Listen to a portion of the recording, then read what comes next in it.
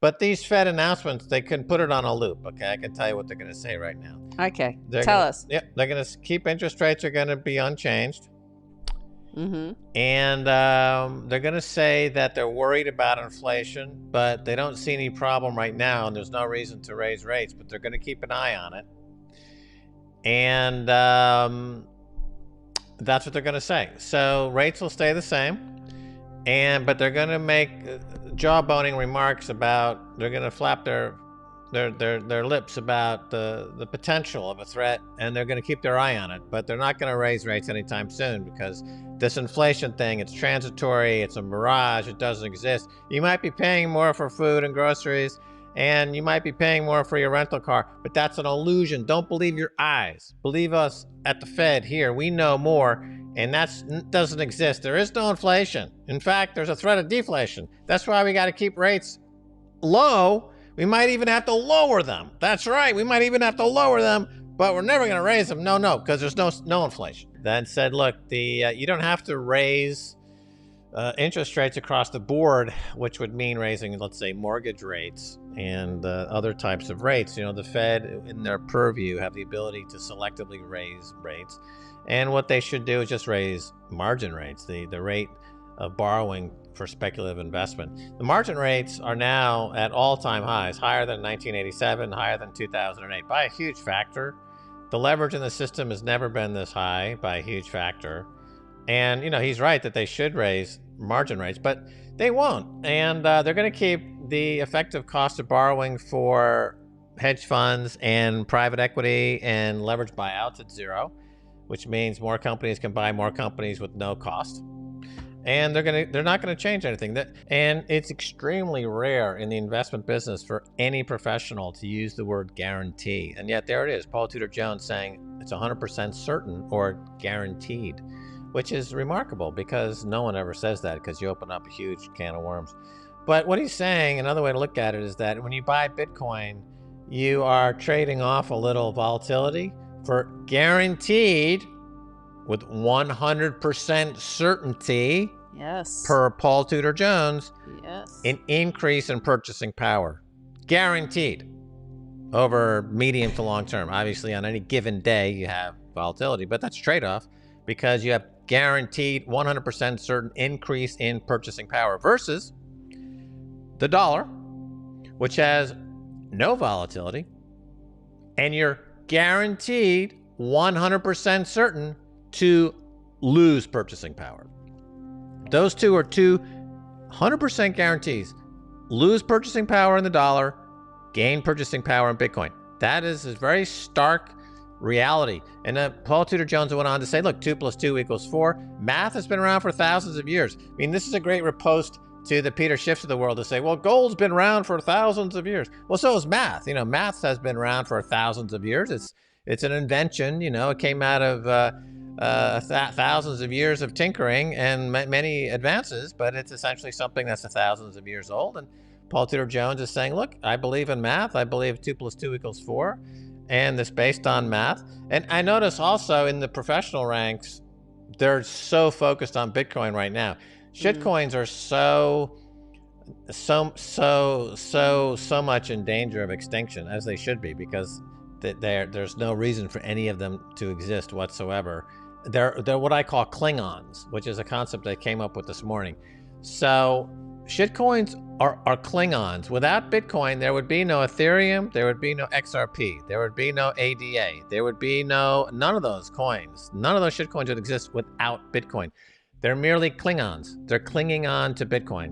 When Bitcoin moves, you see some movement in these shitcoins, and that's it. But without Bitcoin, there would never have ever been any of those shitcoins or altcoins or whatever you want to call them. They're just Klingons. Told Jimmy Dore on his show a few weeks ago, said, real inflation's coming. Don't believe the Fed. The Fed will say that there's no inflation and that they need to keep interest rates low. The reason they need to keep interest rates low is so that the cost of making corporate acquisitions is low. But if you're not buying companies today, if you're not buying Tiffany's today, if you're not going to buy Whole Foods today, if you're not making a multi-billion-dollar, $100 billion corporate acquisition today, you don't need interest rates to be zero. You need interest rates to be at 5%, but that's not going to happen. It's not going to happen. And people, of course, will argue that it's not in their best interest, but it is in your best interest because you want to reduce the cost of financial terrorism as much as you possibly can. And if it's at 0%, then you're letting financial terrorists borrow an infinite amount of money to do all the financial terrorism they want. And the result is complete breakdown of American society. Well, we're making a bet on the Fed not having any credibility. We placed that bet 10 years ago. Yeah, we've been placing that bet for 10 years. The Fed has no credibility. So I've been saying that for 10 years and we're all in on this bet that the Fed has no credibility. Is the Fed going to raise rates and restore integrity to the dollar? I'm betting 1,000 gazillion% no. And that's a bet people have been losing money on now for 15 years. Yes. But maybe the tide is turning and the bond market will finally shit the bed, as we used to say on Wall Street. And that could happen too. But I see the 10-year Treasury is now back at 1.6%, threatening to hit new all-time lows. The Fed will say today, I don't know they'll say rates are unchanged, and they're gonna keep buying that bad paper. I mean, the 10-year rate is probably gonna go under 1%. Okay, under 1%. That's my prediction to this guy Michael Burry. 10 years going under 1%. So you're too early. You're gonna lose money on your short at this time. You're too early. 10 years going under 1%. The stock market's going higher. Everything's going higher because there's Fed's balance sheet's going from 8 or 9 trillion to 20 to 25 trillion. It's going much, much higher. Same thing all over the world. Bitcoin is going to go, still, have my $220,000 call for 2021. Probably starting in July, which is the third quarter, everyone's going to be repositioning their funds. There's going to be a massive repositioning into Bitcoin.